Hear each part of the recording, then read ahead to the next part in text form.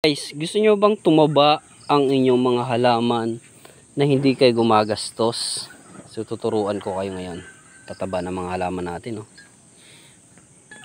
So ito po yung mga kitchen waste po natin, yung mga balat ng carrots, basta yung mga balat na pinagamitan natin tulad ng mga pinagtapunan natin, yung tatapon natin mga lokbate, mga malunggay, ganyan, halo-halo yan guys.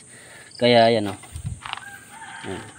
Ayan siya, ayan, carrots, halo-halo yan, mga balat ng saging, ayan.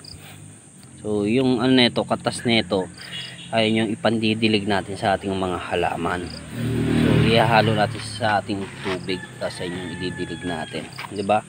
Libre na yung pataba natin sa ating mga halaman. Ayun, oh. Diba?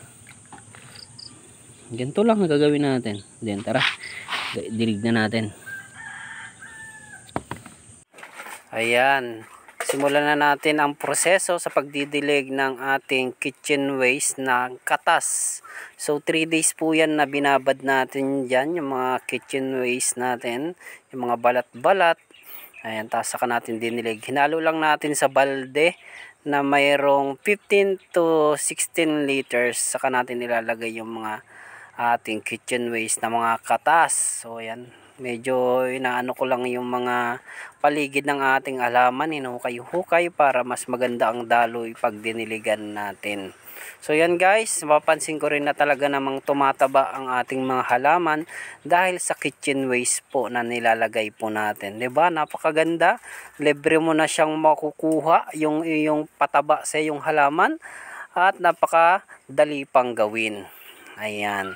Alam nyo ba guys, yung mga dahon po ng alokbate, napakarami kasi dyan sa gilid lang namin. Tapos yung mga tanim naming mga malunggay, ayan, kumukuha ako dyan ng mga dahon-dahon, tapos saka rin binababad dahil nga mataas pala sa nitrogen yan.